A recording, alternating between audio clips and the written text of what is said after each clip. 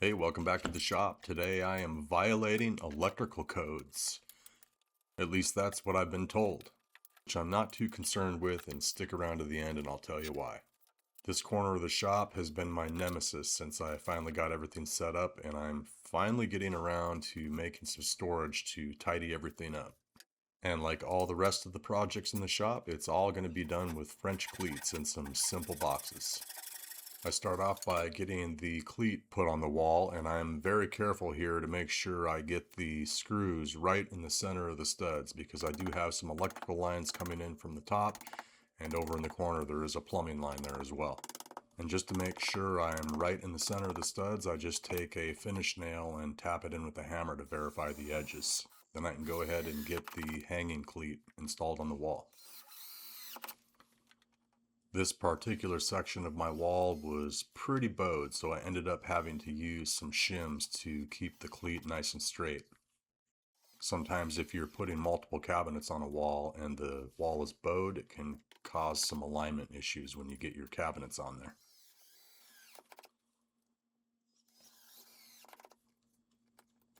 Then I can just cut the shims off and I can start building the cabinet. I'm going to make these 72 inches long, and it'll give me just enough room to have a little bit of storage underneath when it's all said and done. Most of you that follow along know that I keep the shop furniture pretty simple, and I just use a circular saw there to cut them to length, and then you see me here laying out where all the dados are going to get cut in. Laying everything out and cutting all the dados was definitely the most time-consuming part of this project.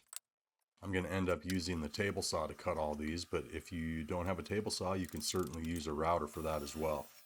And I had quite a lot of comments on social media about how I made sure all the dados were in the right spot, and you can see me here just using a stop on the fence, and then I have some wedges to keep everything tight down to the sled so it cuts them evenly.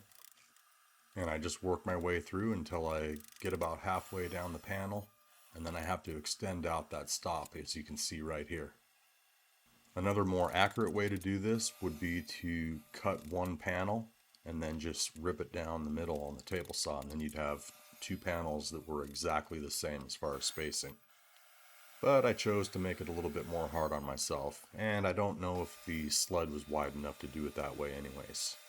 When I get to the end of the dados, I go ahead and switch and put a stop on the other side of the table saw, and that wraps up that part of the process. Because this box is so long, I go ahead and put a divider in here to keep everything straight, at least as straight as it can be. You can't get it perfect with this cheap plywood from Home Depot, but it's pretty good. And then I can get the top and the bottom attached, and I staple them first and then come back in with the countersink and the screws. Here's a helpful tip for you. Don't glue both sides at the same time. Just glue one side, and then you won't make a mess of things and get glue all over the place. Once that's all done, I can go ahead and install the backs. These are 1/4 inch backs, and this helps square up the box as best it can be. I'm using a clamp here to suck the sides in so they're tight. And now that that part's finished, I can go ahead and put a cleat on the top of the box here, and then I can get it carried over and hung on the wall. I don't put any glue on the cleat, just a couple of staples to hold it in place, and then I put 5 or 6 2.5 inch long screws to hold it on. This will be plenty of strength to keep it from falling off the wall. And since I did that at the top, I need to put a spacer at the bottom of the cabinet so everything sits plumb on the wall. So that's what this piece is here. You can see in this view of the shop that most of my organizing projects are getting wrapped up, and I'm getting closer and closer to being able to use this space the way I really want to. Here I'm just double checking that there's enough room to walk into the shop, and then I can go ahead and start building all of the drawers for this. I'm using 1/4 inch MDF for the bottoms, and this is all scrap from all the other projects that I've had.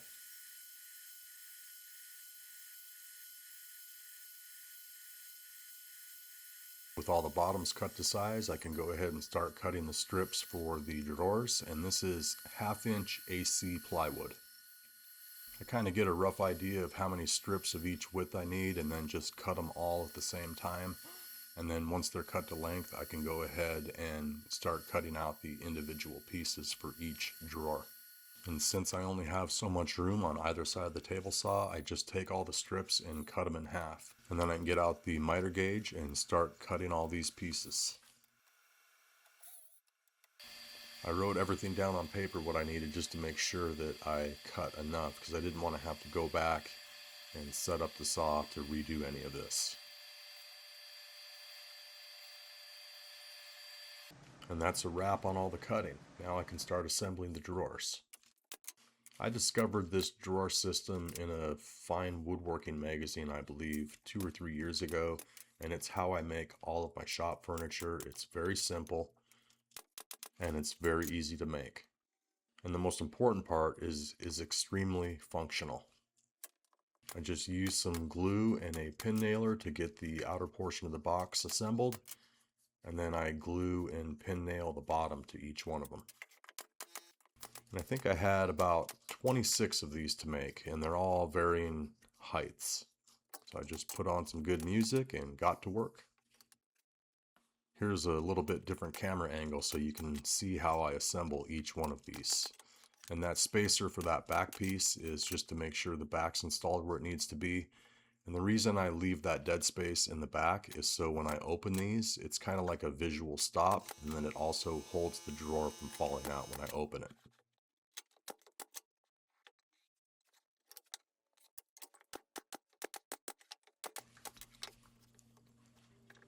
And then in addition to having this cabinet, I wanted to have some shelf space over behind the door, so I had to cut an angled shelf, and that way the door can open and it won't get in the way. And then I also decided that since I was painting some other stuff, I'd put some color on this so it would look a little bit better. So I painted all the drawers gray and all the rest of the parts black. And here you can see me putting on some labels. I have so many drawers, I want to make sure I can find what's in there. And then I had these knobs that were left over from another project, so I'm just repurposing those. So the reason I'm not worried about violating the electrical code is most of the breakers in my shop are left off, and this is a sub panel. So anytime I leave the house for lengthy periods of time, I just shut off all the power to here. And I know that that's probably not the proper thing to do, and there shouldn't be anything around it, but in this particular circumstance, I don't really mind. I needed to get the corner of this shop cleaned up, and this does a really good job at keeping everything organized and gives me a place to put all my small parts and pieces. I want to thank you for sticking around, and as always, thanks for the support, and I hope this inspires you to make something similar for your space. Except pay attention to that electrical code. Thanks for sticking around, and I'll see you on the next one.